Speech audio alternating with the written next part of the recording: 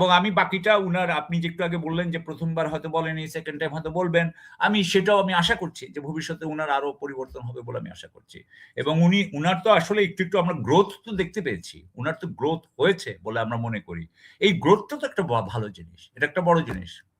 এবং আমি আশা করব যে মানুষের হয় কি, মানুষের আগুনে পুড়ে লোহা আপনার ইয়ে হয়, তলোয়ার হয়। তো আমি আশা করি উনি তো অনেক পুড়েছেন। আমি আশা করি যে উনারও এখন চরিত্র গঠনটা হয়েছে বলে আমার মনে হয়। হ্যাঁ, আশা ওনার করি। অনেক স্ট্রাগল আছে। উনি এত বছর অনেক, বাইরে অনেক, ছিলেন। অনেক। হ্যাঁ, অনেক স্ট্রাগল আছে। হুম।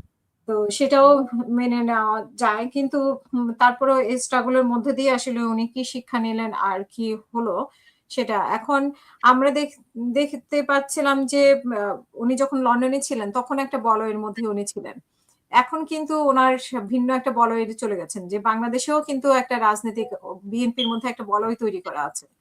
তো সেই জায়গাটা উনি আসলে ওই বলয়টা কিভাবে ভাঙবেন, কিভাবে নিজের জায়গা তৈরি করে নিবেন বা ওনাকে জায়গা করে মানে নেতারাই তো ওনাকে জায়গা করে দিবেন। তো সেইখানে একটা ধাক্কা খাওয়ার কোনো সম্ভাবনা আছে কিনা? আমি তো মনে করি যে ভারত খুবই চেষ্টা করবে যে উনাকে একটা বলয়ের মধ্যে আবদ্ধ করে রাখতে। এবং এবং এই ব্যাপারে বোধহয় উনার বিএনপির ভিতরে কিছু সদস্য, কারণ আমি একটা সত্যি কথা বলি, আলতাফ চৌধুরী সাহেবই একদিন কোথায় জানি আমি একটা ভিডিও দেখলাম। আলতাফ চৌধুরী সাহেব বলতেছেন যে এইখানে অনেক পেইড এজেন্ট আছে বিএনপির ভিতরে, বিএনপির নেতৃত্ব। তো ওই ভিডিও দেখার পরে উনি তো ভালো জানেন, আমি তো জানি উনার কথা তো আমি ফেলে দিচ্ছি না। উনি তো পরে বলেন নাই আই উইথড্র, এটা তো উনি বলেন নাই। সেটা তো বহুদিন আগের কথা। কেউ তো অস্বীকার করে কিছু বলে নাই। সো সেটা যদি সত্যি হয়ে থাকে, উনার কথা যদি সত্যি হয়ে থাকে, আমি ধরে নিচ্ছি সত্যি, তাহলে উনি যাতে দেশপ্রেমিক বাংলাদেশী জনগণ যারা বাংলাদেশের সার্বভৌমত্বের জন্য যুদ্ধ করতে চাচ্ছে, যুদ্ধ বলতে আমি বুঝাচ্ছি নন ভায়োলেন্ট, আমি ওই যুদ্ধ বুঝাচ্ছি না, আমি দেশের সাথে যুদ্ধ না, আমি বুঝাচ্ছি সার্বভৌমত্বের জন্য যে যুদ্ধ করতে চাচ্ছেন, সংগ্রাম করতে চাচ্ছেন, যেটা করতে চাচ্ছেন, দেশের আত্মসম্মান ফিরিয়ে আনতে চাচ্ছেন, মর্যাদা ফিরিয়ে আনতে চাচ্ছেন, এই জাতির মর্যাদা আনতে চাচ্ছেন, ফিরিয়ে আনতে চাচ্ছেন, সেই গ্রুপগুলোর সাথে উনি দেখা করতে চাইবেন কিনা, তাদের সাথে উনি কি আলোচনা করবেন, সেটা আমাদের ভবিষ্যৎ বলে দিবে। কারণ এখানে প্রচুর মানুষ আছে, তারাও তারেক রহমান সাহেবের সাহায্য চায়। এই যুদ্ধে তারা তারেক রহমান সাহেবের সহায়তা চায়। এবং উনি নমিনেশনের ক্ষেত্রেই যেটা ঘটেছে যে অনেক ত্যাগীদেরকে বঞ্চিত করা হয়েছে। অনেকে কিভাবে পেয়েছে এটা অনেকে বেশ কয়টা আসনের ব্যাপারে খুবই বিতর্ক আছে যে এরা কিভাবে পেয়েছে। কিসের জোরে পেয়েছে? টাকার জোরে নাকি ভারতের জোরে অবশ্য প্রশ্ন ওঠে নাই। টাকার জোরে পেয়েছে কিনা বা অন্য কোনো কারণে পেয়েছে কিনা। ভারতের জোরে কেন প্রশ্ন না উঠলো? সেখানে আপনি দেখবেন যে অনেক ত্যাগী, অনেক সৎ ব্যক্তিরা কিন্তু সেখান থেকে বাদ পড়েছে নমিনেশন থেকে। তো এটা নিয়ে কিন্তু বিরাট একটা প্রশ্ন উঠেছে। জি, এটা নিয়ে প্রশ্ন ২ রকম হতে পারে। আমি জাস্ট কথার কথা বলছি। একটা হচ্ছে যে উনি যদি ত্যাগীদেরকে বাদ দিয়ে থাকেন, তাহলে তো এটা অবশ্যই উনার দেশের জন্য, উনার পার্টির জন্য এটা খুবই খারাপ দৃষ্টান্ত। অর্থাৎ তুমি যদি ত্যাগ করো, তুমি পুরস্কার পাচ্ছ না। তো তাহলে আর ত্যাগীরা আর থাকবে বলে তারা আস্তে, আস্তে উৎসাহ হারিয়ে ফেলবে এবং তারা আর যাবে না। এটা হচ্ছে এক। এবং এর পরিবর্তে আপনি যদি সুযোগ সন্ধানী মানুষকে আনেন, তাহলে সুযোগ সন্ধানী মানুষ এই দেশের দুঃশাসন, কুশাসনের দিকেই নিয়ে যাবে, এটা সুশাসনের দিকে যাবে না।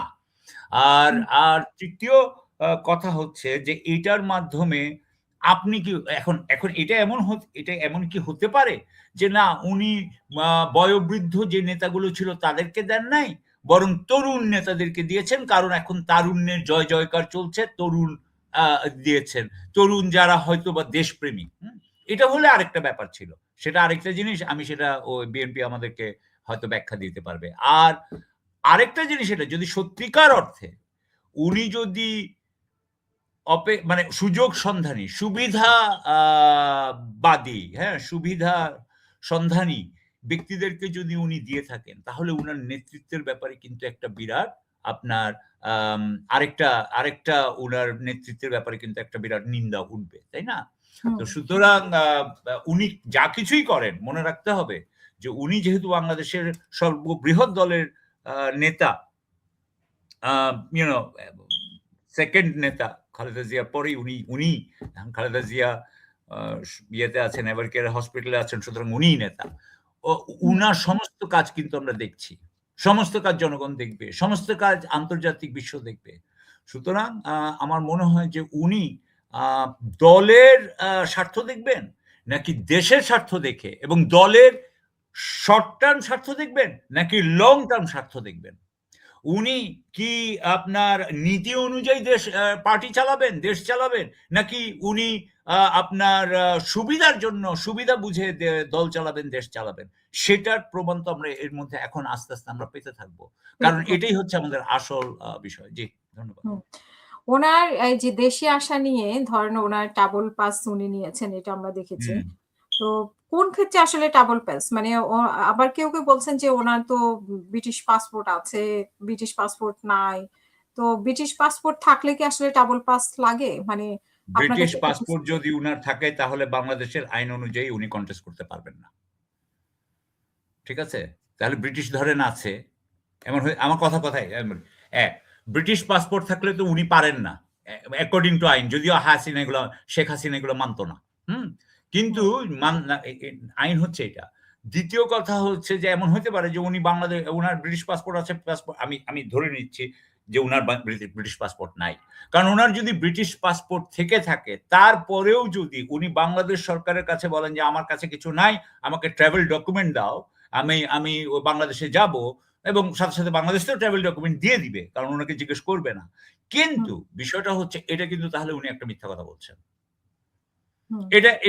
এটা কিন্তু একটা আইনানুগ অপরাধ, পরজুরি বলে এটাকে। হ্যাঁ, যে আপনি এটা আইনের ভাষা এটা পরজুরি। সো আপনি এটা করতে পারেন না। আপনি ওখানে নিচে লেখা থাকে যে আমি বলছি, আমি অঙ্গীকার করছি যে এগুলো আইনত সত্য।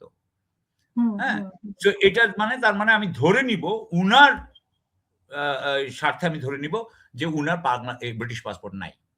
যেহেতু উনার ব্রিটিশ পাসপোর্ট নাই, উনি ট্রাভেল ডকুমেন্ট দিয়ে এসেছেন, এখানে কয়েকদিন থাকবেন। আমি তো শুনলাম যে উনি আইডি নিবেন। আইডি নেওয়ার পরে তো আইডি নিলে তো এখন তারপরে তো আবার পাসপোর্টের একটা ইয়েও শুরু হয়ে যাবে, তখন আমরা দেখতে পাবো আর কি। সো আমি এখনো জানি না এই ব্যাপারটা উনিও পরিষ্কার করেন না। এটা নিয়ে অনেক তর্ক বিতর্ক হচ্ছে, বাট ওনার দল থেকে বা উনি কিন্তু পরিষ্কার করে কিছু বলছেন না। যাই হোক, আরো একটা ব্যাপার কিন্তু আছে। হ্যাঁ, একটু জিনিস আমাদের দেখতে হবে যে উনি কিন্তু রাজনৈতিক আশ্রয় ছিলেন বাংলাদেশ, এই ব্রিটেনে। রাজনৈতিক আশ্রয় মানে কি? রাজনৈতিক আশ্রয় মানে হচ্ছে যে রাজনৈতিক কারণে বাংলাদেশ নিরাপদ না, বাংলাদেশ ওনার জন্য নিরাপদ না, রাইট? সো তাহলে উনি এখন এসে গেলেন বাংলাদেশে, তাহলে উনি বাংলাদেশে তো নিরাপদ, মানে ধরেন কথার কথা উনার এই নিরাপত্তা বেষ্টনী সহ উনি নিরাপদ আছেন। তাহলে নিরাপদ থাকলে উনি রাজনৈতিক আশ্রয় তো উনারা টিকে না, মানে গ্রাউন্ড তো আর থাকছে না। যেই ইয়ে হয় তাহলে তো উনি আবার ফেরত যেতে পারেন না ওইভাবে। হ্যাঁ, উনি বাংলাদেশি পাসপোর্ট নিয়ে আবার ফেরত যেতে পারে, ঘুরতে যেতে পারবেন বা ভিজিট, সেটা অন্য জিনিস, সফরে যেতে পারবেন। উনি কি সেটা চাচ্ছেন কিনা আমরা সেটাও জানি না।